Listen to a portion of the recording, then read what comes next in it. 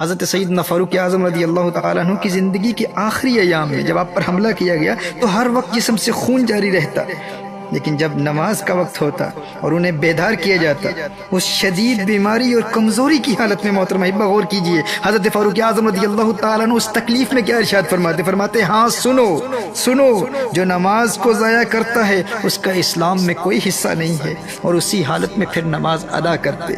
آج ہمارے ہاں کوئی بیمار ہو جائے اور کوئی اللہ کا نیک بندہ اس بیمار شخص کو نماز کی تلقین کرے تو رشتہ دار اس کے دشمن ہو جاتے ہیں۔ بھائی اسے اس کی بیماری کا خیال نہیں، اسے اس کی تکلیف کا خیال نہیں، یہ اس حالت میں بھی اس کو نماز کی دعوت دے رہا ہے، اسے شرم نہیں آتی؟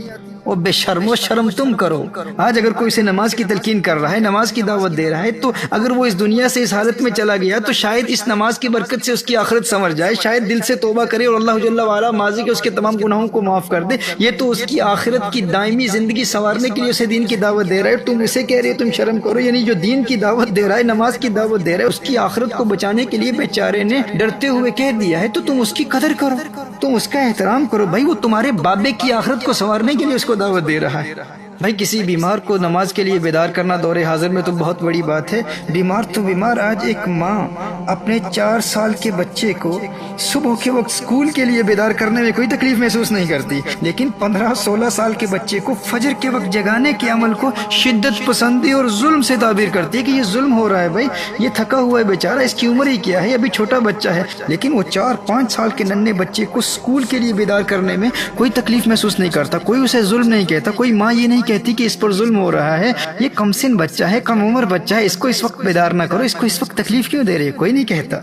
4-5 سال کے ننھے بچے کا دنیاوی مستقبل سنوارنے کے لیے اسے ہر تکلیف برداشت کرنے کی تربیت دی جاتی ہے، بلکہ باپ ماں سے ناراض ہو جاتا ہے کہ تو نے اسے اسکول کے لیے کیوں نہیں جگایا، لیکن 15 سال کے بچے کے دونوں جہانوں کے مستقبل کو برباد کرتے ہوئے کسی کو شرم نہیں آتی۔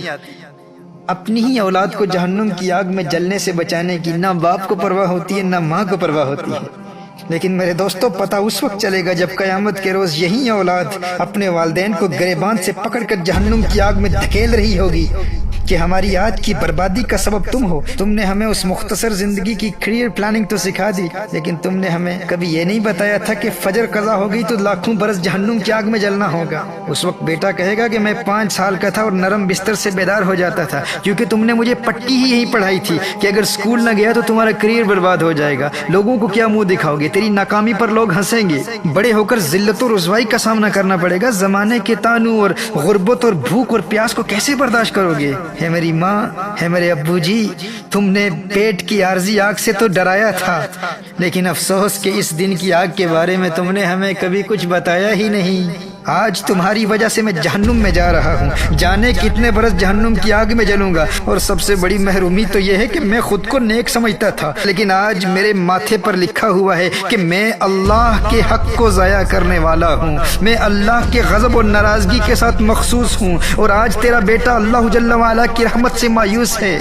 اے میرے والدین، آج آپ کی وجہ سے میں فرعون، حامان، قارون اور ابی بن خلف جیسے اللہ کے دشمنوں کی صفوں میں کھڑا ہوں۔ کیوں؟ آخر کیوں؟ یہ ظلم مجھ پر کیوں کیا؟ آج اللہ کی ساری مخلوق میری پیشانی پر لکھی ہوئی ان عبارتوں کو پڑھ رہی ہے۔ ابو جی دنیا کی نظروں اور دنیا کے تانوں سے تو ڈراتے تھے، لیکن اس دن کی رسوائی کا ذکر بھی نہیں کیا، مجھے کبھی بتایا ہی نہیں کہ یہ دن بھی آنے والا ہے۔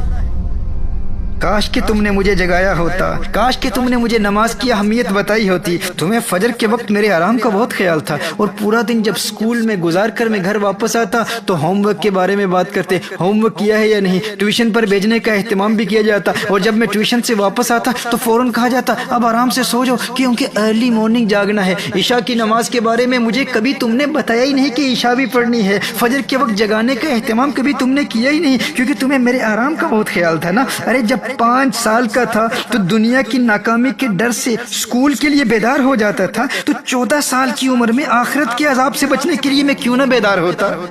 کاش کہ تم نے مجھے جگایا ہوتا، کاش کہ تم نے مجھے نماز کی اہمیت بتائی ہوتی۔ میرے بھائیو، اپنا اور اپنی اولاد کا دنیاوی اور اخروی مستقبل سنوارنے کے لیے آج بیدار ہو جاؤ۔ مرنے کے بعد تو سب بیدار ہو ہی جاتے ہیں، اس وقت تو سب کو سمجھ آ جاتی ہے، لیکن سمجھدار وہی ہے جو دنیا میں سمجھ جائے، کیونکہ وہاں تو سب سمجھ جائیں گے اور وہاں سمجھنے کا کوئی فائدہ نہیں۔ حقیقی سمجھدار وہی ہے جو اس دنیا میں سمجھ جائے۔ Everyone will understand in the hereafter, but that understanding will be useless. It will not benefit anyone. A wise man is the one who understands in this dunya. A wise man is the one who wakes up from the sleep of unconsciousness, from the sleep of negligence in this dunya, in this worldly life.